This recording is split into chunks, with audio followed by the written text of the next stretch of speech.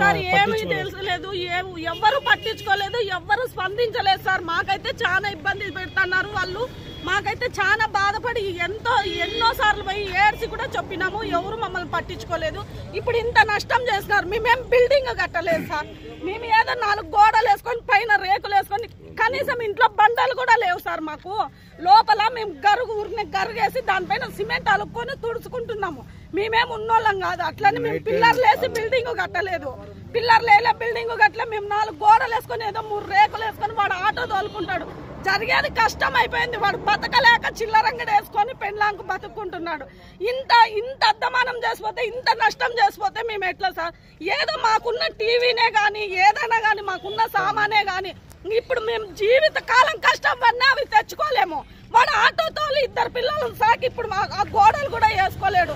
ఎవరైనా ఇప్పటికైనా స్పందించి ఎవరో ఒకరు మాకు న్యాయం చేసి మాట్లాడి, ఏమి ప్రభుత్వం అంటే వాళ్ళ ప్రభుత్వం ఉంటే వాళ్ళు ఇష్టానుసారమా? ఎట్లొచ్చింది ప్రభుత్వం? 10 మంది ఓట్లు వేసింటేనే వచ్చింది ప్రభుత్వం. ఇంతకు ముందు నేను కౌన్సిలర్ అంటున్నావు. అవు నువ్వు కౌన్సిలర్వే, కాదని లేదు, నువ్వు కౌన్సిలర్వే. మేమందరము గెలిపించుకుంటే కదా నువ్వు కౌన్సిలర్ అయింది.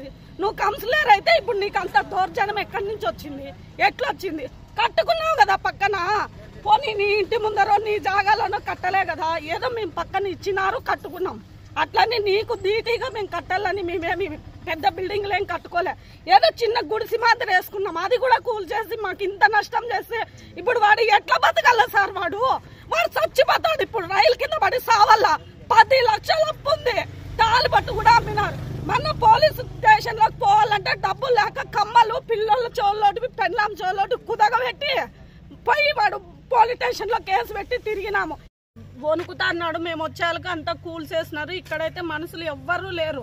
మాకైతే ఇంతకు ముందే 40 మంది వచ్చినారు. ఆ రోజు మేము కేసు పెట్టినాం. 40 మంది వచ్చిన రోజు కూడా మేము కేసు పెట్టినాము. కాళ్ళు కూడా పట్టుకున్నాం. ఆడోళ్ళంతా ఏడ్చి కాళ్ళు పట్టుకుంటే పిల్లలు రాళ్ళు ఎత్తుకొని పోయి మిద్దెక్కి ఆ మిద్ది మీద నుంచి మా రేకల మీద వేసి కిందకన్నీ పడి లోపల సామాన్లన్నీ పగిలిపోయినాయి. ఈ ధర్మవరంలో ఎక్కడ ఇల్లు లేదు సార్. మాకు ఎంఆర్ఓ గారు పట్టా ఇచ్చింటే మేము ఇల్లు కట్టుకున్నాం సార్.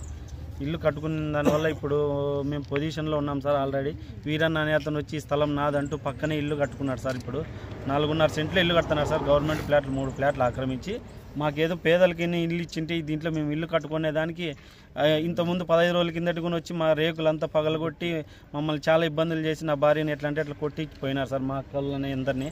ఇప్పుడు రాత్రి తెల్లారుజామున 3 గంటల కాడ వచ్చేసి జేసీబీని పిలుచుకొచ్చి దౌర్జన్యంగా ఇల్లు అంతా పగలగొట్టేసి అంతా పోయినారు సార్. మాకైతే మా నాన్న కూడా ఇప్పుడు హాస్పిటల్లో ఉన్నాడు సార్. ఇప్పుడు మాకు వచ్చేసి మీరే న్యాయం చేయాలని కోరుతున్నాం సార్. నా మీద అయితే వాదనోపదన జరిగినలేదు సార్. కోర్టులో కేసు నడుస్తూ ఉంది. నేను కూడా ఇప్పుడు హైకోర్టుకి వేసినాను సార్. అమరావతికి హైకోర్టుకి వేసినాను సార్. ఇప్పుడు నా ఇంటి దానికి వచ్చి ఫోర్జరీ చేసుకున్నారు సార్. సంజమ్మనేమో మేడం కాన్స్టిట్యూషన్లో ఉండేమ్మా. నేను ధర్మవరం 13 ఏళ్ళ నుంచి ఇంటి బాడిగింట్లో ఉన్నాను సార్. నేను నాకు ఏడ ఇల్లు లేక ఇక్కడ పట్టా వచ్చింటే నేను కట్టుకున్నా, కానీ లేదంటే నేను అధికారుల దగ్గర ఇచ్చి కట్టుకునేకైతుందే సార్. నేను ఒక ఎంఆర్ఓ పట్టా ఇచ్చింటేనే నేను ఇల్లు కట్టుకునే సార్.